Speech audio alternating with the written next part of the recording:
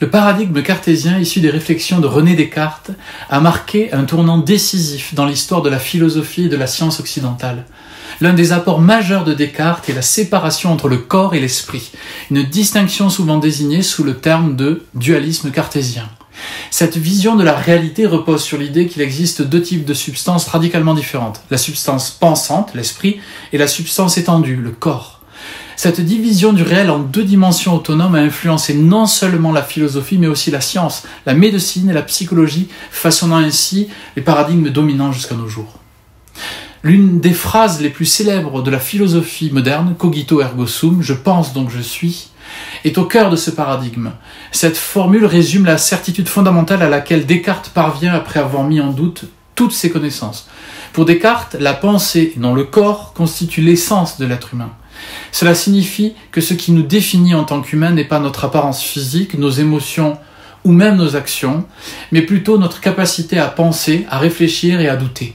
Cette conception révolutionnaire a donné naissance à une nouvelle vision de la nature humaine où l'esprit et le corps sont considérés comme deux entités distinctes.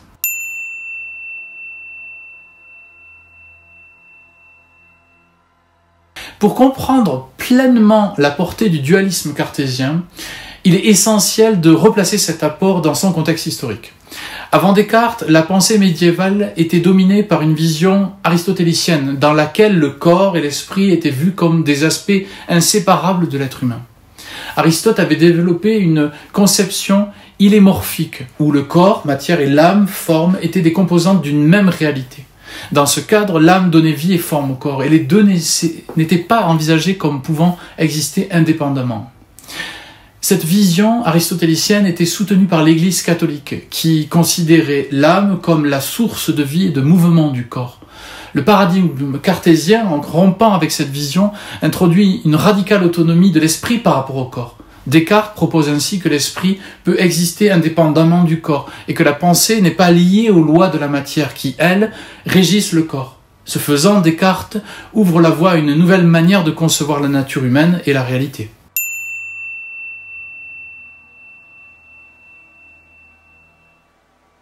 Descartes a développé sa philosophie dans un esprit de quête de certitude absolue.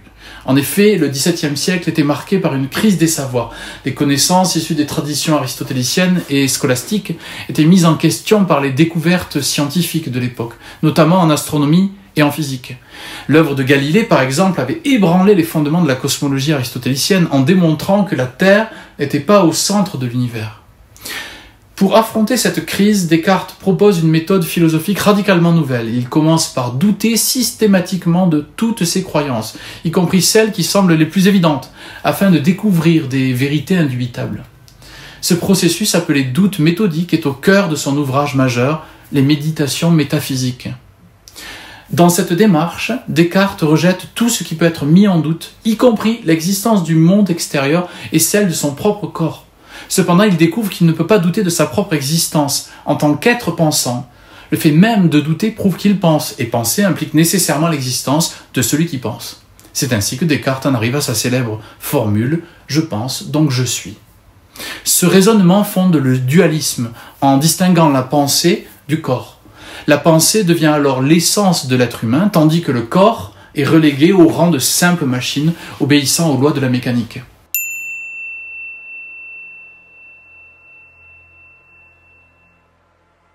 Dans la vision cartésienne, le corps humain n'est qu'un objet matériel parmi d'autres dans l'univers. Descartes le décrit comme une machine complexe, semblable à un automate. Tout comme une horloge fonctionne de manière mécanique en suivant les lois de la physique, le corps humain, dans la pensée cartésienne, fonctionne de manière autonome, suivant les lois de la matière. Le cœur bat, les muscles se contractent, les poumons respirent, mais tous ces processus se déroulent selon des mécanismes purement physiques. En conséquence, l'âme ou l'esprit n'intervient pas directement dans les actions corporelles, sauf pour ce qui concerne les décisions volontaires. Les réflexes et les mouvements automatiques du corps sont ainsi comparables à ceux d'une machine bien réglée. Cette conception mécaniste du corps a eu des répercussions profondes, notamment dans le domaine de la médecine. Elle a permis de considérer le corps humain comme un système pouvant être étudié et soigné indépendamment de la question de l'âme ou de l'esprit. Ce paradigme a ouvert la voie à des avancées médicales majeures, en permettant aux scientifiques de disséquer et d'analyser le corps humain, sans se préoccuper des considérations religieuses ou métaphysiques.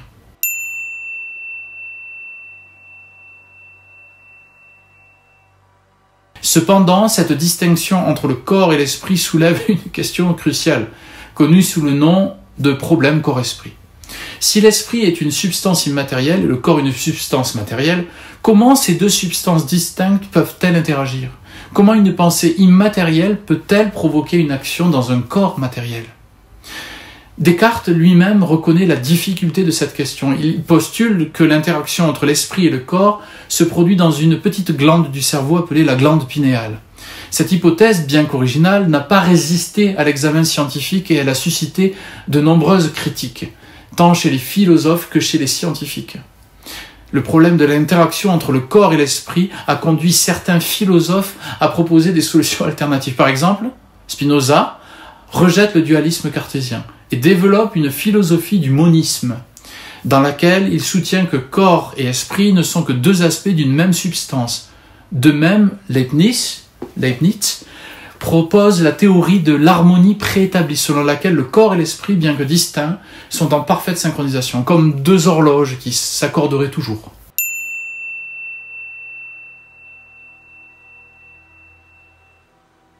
Le paradigme cartésien a eu une influence considérable sur la philosophie et les sciences, mais il a également ses limites.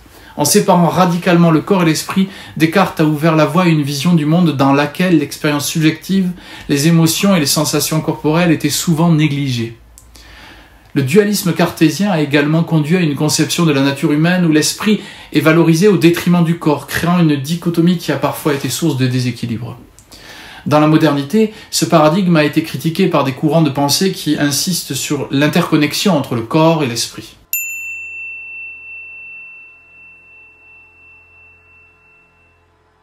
Au XXe siècle, des philosophes comme Merleau-Ponty et des scientifiques comme Antonio Damasio ont critiqué le dualisme cartésien en soulignant que le corps n'est pas un simple mécanisme, mais qu'il joue un rôle fondamental dans notre expérience du monde.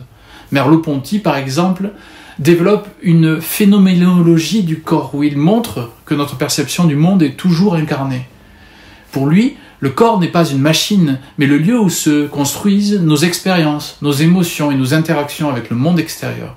De son côté, Antonio Damasio, neurobiologiste et philosophe, critique la séparation cartésienne en montrant que les émotions et les processus corporels jouent un rôle essentiel dans la pensée rationnelle.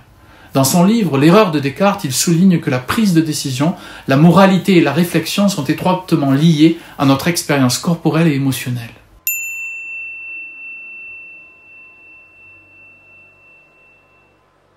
Le paradigme cartésien a sans aucun doute marqué un tournant décisif dans la manière dont nous comprenons l'être humain, le monde et la connaissance. En séparant le corps et l'esprit, Descartes a permis le développement de la science moderne en dissociant l'étude de la matière des questions métaphysiques. Il a aussi jeté des bases d'une réflexion sur la conscience et la pensée qui continue de nourrir la philosophie contemporaine. Cependant, les critiques de ce paradigme ont également permis de réintroduire des approches plus holistiques dans lesquelles le corps et l'esprit sont vus comme des aspects interdépendants d'une même réalité. Aujourd'hui, les sciences cognitives, les neurosciences et la philosophie de l'esprit incarné poursuivent l'exploration de cette relation entre le corps et l'esprit, cherchant à dépasser les limites du dualisme pour offrir une vision plus intégrée de la nature humaine. Merci beaucoup.